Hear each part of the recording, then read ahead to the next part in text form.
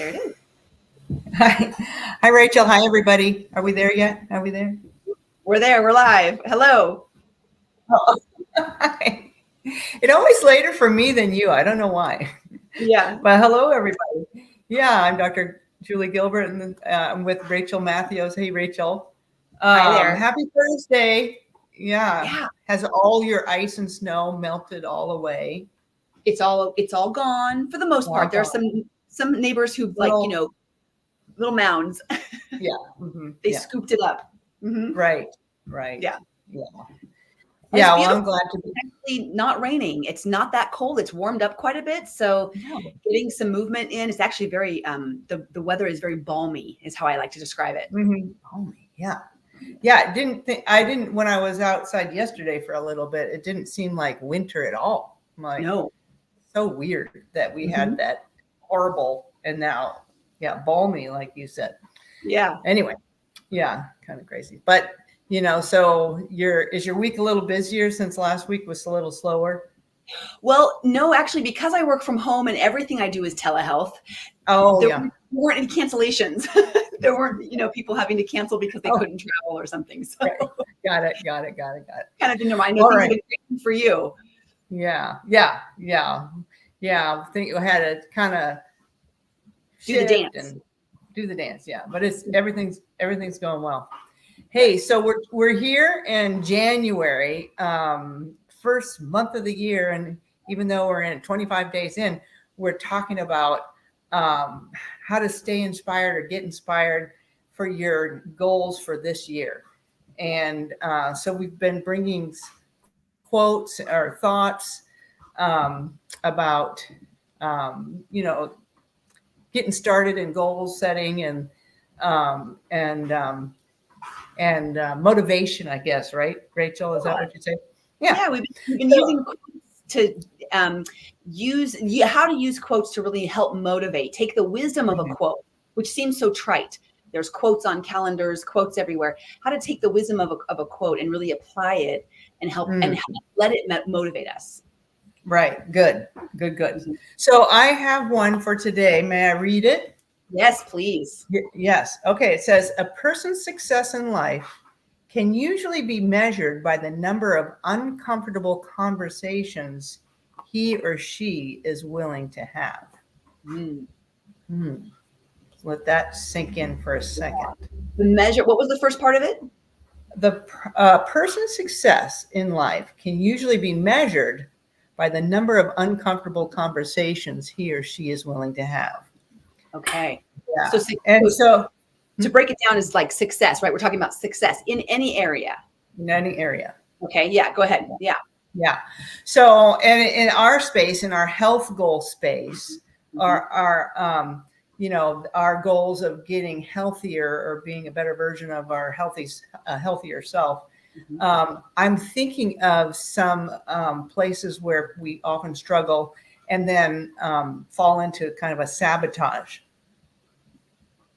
So, and I think of sabotage as in two different ways. One, maybe, we run away. We run away and in denial or defeat and kind of maybe a little bit of self-pity. And then another one is we get frustrated and angry and beat ourselves up. Yeah. So kind of two ends of a similar spectrum, and they both end up at the refrigerator, I think, sometimes. Yeah. Sorry, I was chewing away a bug. I was chewing away.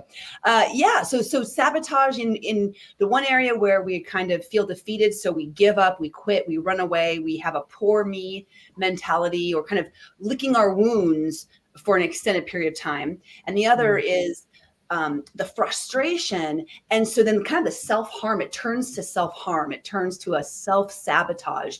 Well, if I'm not going to have success today, I may as well go out with a bang, and so kind of sabotage.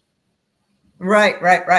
So I guess how does that connect to this quote that I brought? Well, can we have that uncomfortable conversation then with ourselves you know, and that honest conversation, I guess, which sometimes can be uncomfortable, right?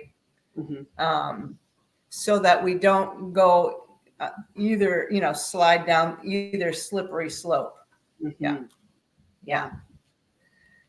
And so I think we talked about this before, and that in that place of honesty can come compassion, right? I'm not denying, I'm not getting angry. I'm maybe recognizing emotion, acknowledging it, but I'm not really, I'm not, maybe I'm trying to get curious about it. Yeah. Rather than act in a way that's going to sabotage my health goals. Yeah. Yeah. Those words, compassion, curiosity, those are all positive. That they lead towards growth. These are words that lead towards a healthy mindset. And when I think sometimes when people hear the word compassion or grace or understanding or acknowledge, they hear acceptance of, and kind of like letting. I hear people say this a lot in coaching.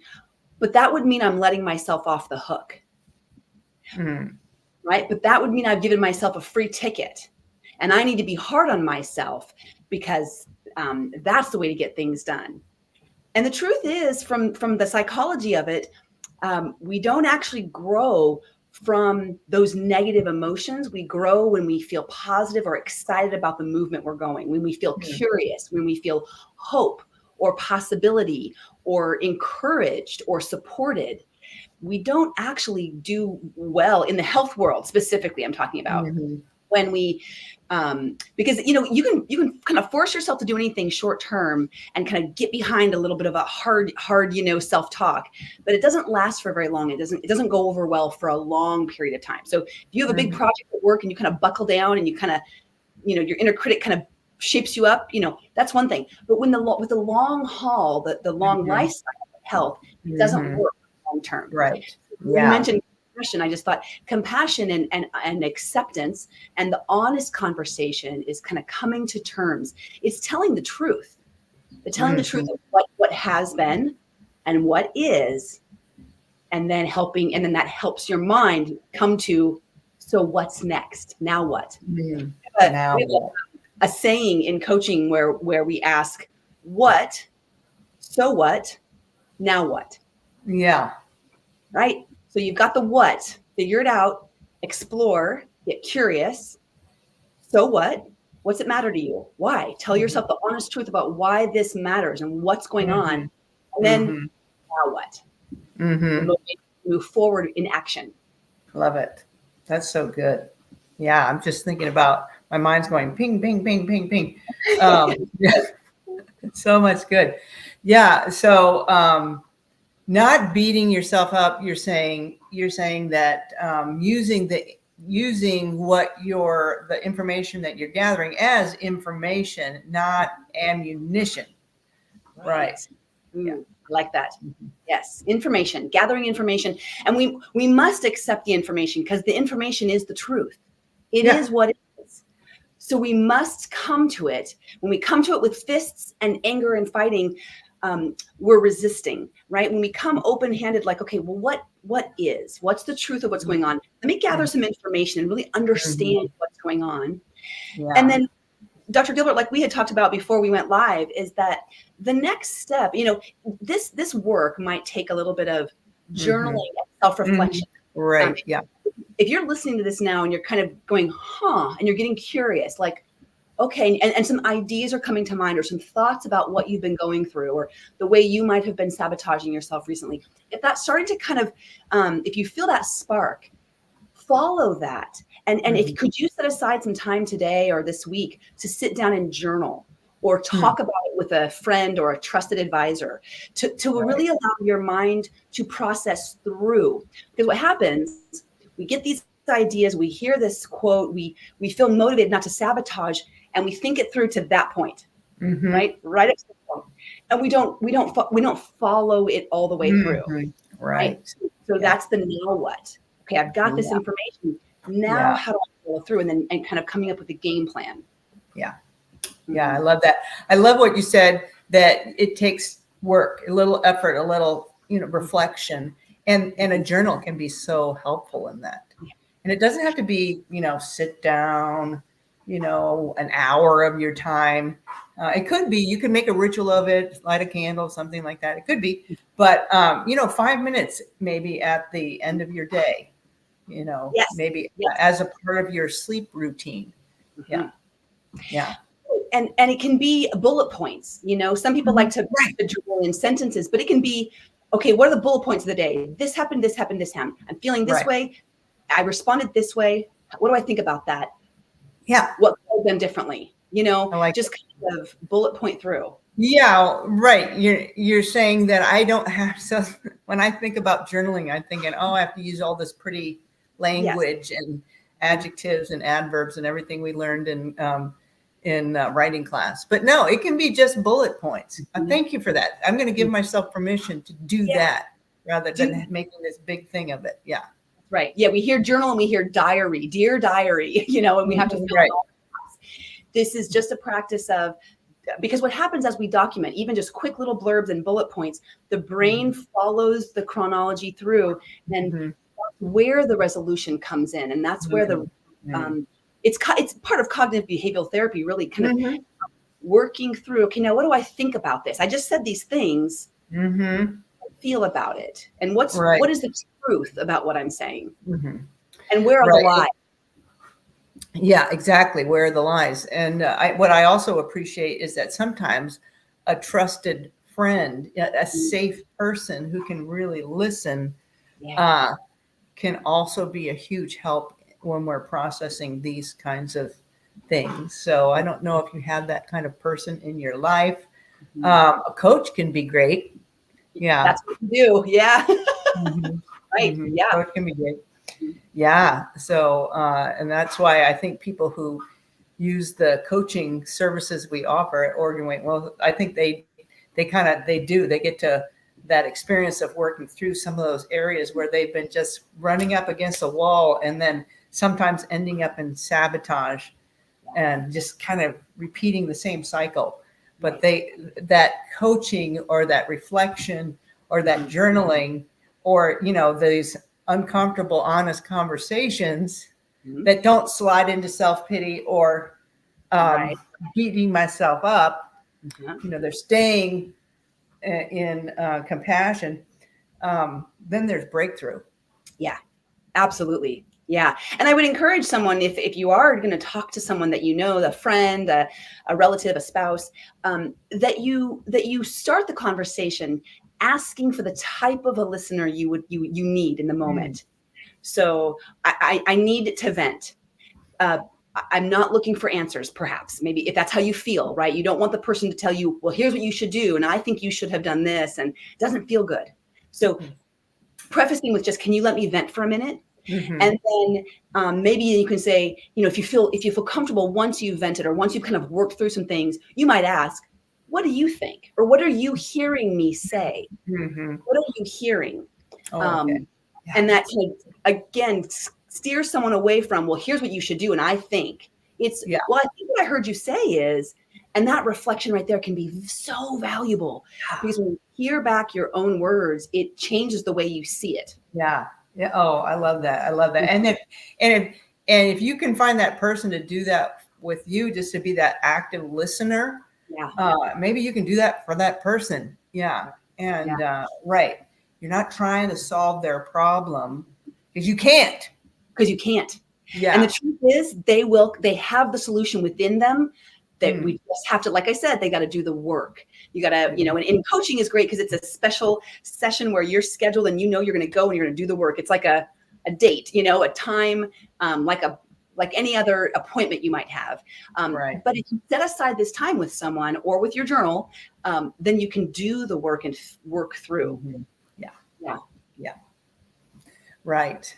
All right. And I love it because I hear so many people say they've just had so many great generative moments, that just kind of help them move forward, even in the smallest thing. So that's great. Yeah. All right. Awesome. Well, Rachel, you and I have been doing some cooking. Yeah. Yeah. I think we've shared with our audience that we're both taking this Harvard culinary medicine class, right? Mhm. And we did some live cooking yesterday. And Yeah. so I've got all of those dishes to eat today. Nice. That's what my dinner is. So what was it? There was the eggplant, roasted eggplant, Roasted right? egg. Mhm. With this green, it's a green, had like 3 different colors of peppers and then onions in there. It was beautiful color because there's purple, Gorgeous. green, orange, yellow, Mhm. white. It was just beautiful. Mhm. I did take a picture of it. I don't think I have it with me right here. Yeah, and then there was this wonderful roasted red pepper tahini that was Mhm. sesame seed, and I made my own tahini too beforehand. Oh, very cool. Thank you very much. And yeah, and the third one was a fennel soup, which I don't think I've ever eaten fennel before. How about you? Have you I've eaten had fennel? one time recently with a recipe, similar thing where I got a recipe and I was like, okay, what is this thing? And I loved this culinary coaching and culinary medicine class we're taking. We're being taught how to teach culinary medicine and to heal with food and to help people get more comfortable in the kitchen. So as the chef is walking us through how to cook these things, I was learning things about the vegetable itself and what parts of it can I use and how do I use it and what does it smell like and what does it taste like and what will, it was so it's no wonder why people love watching cooking shows, right? Because it's fascinating to learn about food. So they were all wonderful flavors. I learned how to cook with something new in every recipe, kind of like a new way of looking at things, lots of tips and tricks that we're learning to pass on. Cool. Yeah, it is fun. Yeah. It is fun. And I'm excited to bring that fun to our patients at Oregon Weight and Wellness. So yeah, so stay tuned for more of that. So that's is that what you're having for dinner tonight? Your leftovers?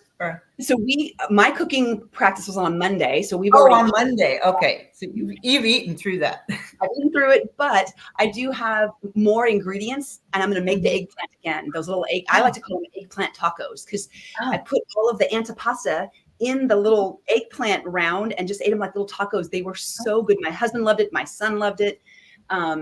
And I have another eggplant, so I'm gonna make more of that tonight for dinner. Awesome. Yeah, I love eggplant. My husband's not crazy, but he ate this and he didn't wrinkle his nose too much. Well, the thing I think about eggplant, oftentimes I've had it soggy, mushy, yeah. And this was not. These were these thin rounds that were roasted. They were delicious. They were not soggy. They were not mushy. Yeah. It was just really good. Yeah, it was. It was totally yummy. All right. Well, that's great. Rachel, you have a great rest of your week and weekend, and everyone out there, happy cooking. If you're going to be in the kitchen, subscribe to this channel. Right. Channel. Give us a thumbs up, make a comment. That way we can get this YouTube channel out to more people and really kind of get it more visible to others. So if you'll do that, hit the notifications, hit the subscribe. We'd appreciate that. Yeah. All right. Thanks, everybody. Have a good day.